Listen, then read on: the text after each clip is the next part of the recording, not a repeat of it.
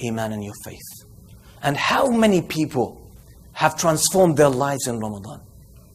How many people have quit bad habits in the month of Ramadan? How many people have changed their ways in life in the month of Ramadan? Zillions of people had this kind of experience. And that's from the tawfiq of Allah subhanahu wa ta'ala. أياما معدودات. It's just a number of days. فمن كان منكم مريضا أو على سفر فعدة من أيام أخر.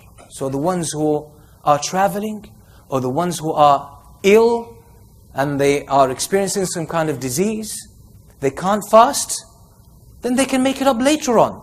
Allah subhanahu wa ta'ala is not making it hard. And we will talk again about this. Ma'dudat, you have the whole year to eat and drink and enjoy yourself and live your your normal routine. Then it's only this month where Allah has singled it out. And it's the apex of the year, and it's the best time in the year for people who reflect and people who contemplate the reality of this month. If you see Ramadan as an act of deprivation and abstinence from food and drink and desire and your daily routine, then you are not gaining anything from Ramadan. Ramadan is a perfect time for you to grow in Iman and faith and as a person. Ramadan is the best time of the year for you to experience your heart and experience the reality of your existence and feel more the devotion to Allah subhanahu wa ta'ala, where the ubudiyyah, where the connection and the servitude you have to Allah reaches a pinnacle, where Allah subhanahu wa ta'ala makes it easy for you, because He chains the devils, He opens the gates of paradise, He locks the gates of the hellfire. So He creates a perfect context for you to worship Him, where distractions are minimized. And if you focus, Allah gives you a golden opportunity to grow exponentially in your Iman and your faith. I mentioned that when you break or when you open your fast, there is a dua that is accepted. And during the day and during the night of Ramadan, dua will be accepted for each fasting person. There is a dua that will be accepted, will be answered. So that shows the connection. Ramadan builds up some kind of momentum of awareness and consciousness of Allah subhanahu wa ta'ala. So you make dua, you connect to Allah, you ask about Allah, you want to get closer to Allah, so you want to call upon Him. Then Allah says, I am near. Then Allah says, فَلْيَسْتَجِيبُوا لِي, let them respond to me. Respond. So Allah is calling upon you. Allah is calling upon you to fast. Allah is calling upon you to call upon Him, to make dua. And the Prophet ﷺ says, "Man lam yas."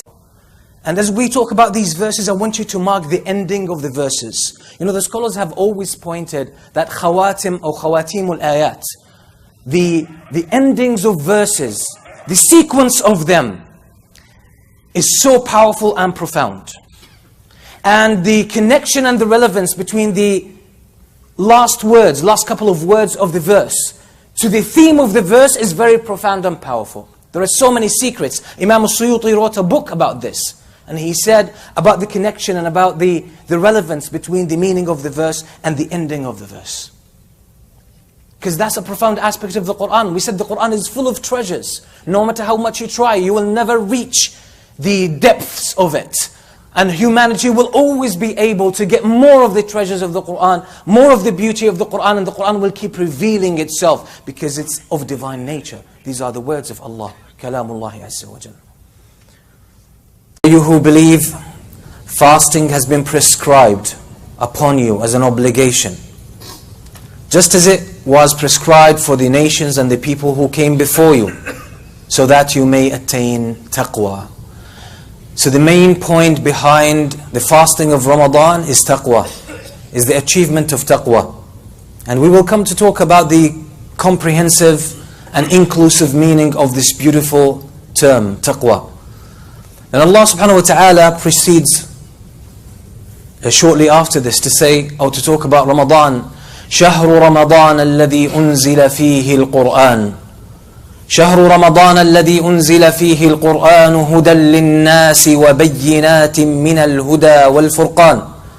The month of Ramadan in which the Quran was sent down, it was revealed. And it contains clear signs for the guidance and mercy of humanity. That shows the importance of this beautiful month that is about a week away. And one of the beautiful aspects of our ummah that alhamdulillah until today, despite the negative things that we are experiencing as an ummah, one beautiful aspect that you will see among Muslims across the globe is that they look forward anxiously for Ramadan. They're happy about Ramadan. They get ready for Ramadan a few weeks, sometimes a couple of months before. They start looking forward to it. And that's a beautiful aspect of our ummah. Alhamdulillah, we have been maintaining this and holding on to this beautifully. So we ask Allah subhanahu wa ta'ala to bless these efforts and these intentions, and we ask Allah subhanahu wa ta'ala to make us witness and live through the month of Ramadan and to make the best of it. The month of Ramadan is the peak of this year and any year. It's the best of all times during the year.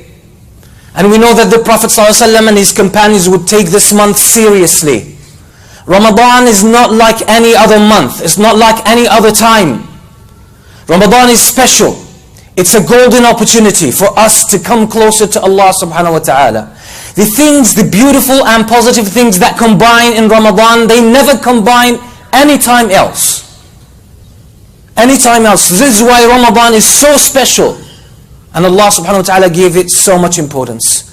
And the act of worship that is specifically linked to the month of Ramadan is fasting, as-siyam. And Allah subhanahu wa ta'ala praises this act of worship and raises its position when He says in the divine hadith, al-hadith al-Qudusi, كُلُّ عَمَلِ ابْنِ آدَمَ لَهُ إِلَّا الصَّوْمِ فَإِنَّهُ لِي وَأَنَا أَجْزِي بِهِ. All of the acts of worship, everything the son of Adam does is for him. He will reap the reward for that. Except for fasting, it is for me. Allah says it is for Him alone. Fasting, there is something special, something specific about fasting that no other act of worship shares. Only fasting holds this beauty. That Allah claims that this act of worship is exclusively for Allah. إِلَّا الصَّوْمِ فَإِنَّهُ لِي وَأَنَا أَجْزِي بِهِ. Except for fasting, it is for me. And I will reward for it. And Allah didn't name any kind of reward. And when Allah doesn't name a reward, that means it is something beyond your imagination. Something beyond your expectations. And there is a secret in the fact where Allah subhanahu wa ta'ala says, fasting is for me. So Allah singles out fasting from amongst all the acts of worship that we know, that Allah says it is for me. And there is a reason behind this. If you look at all the acts of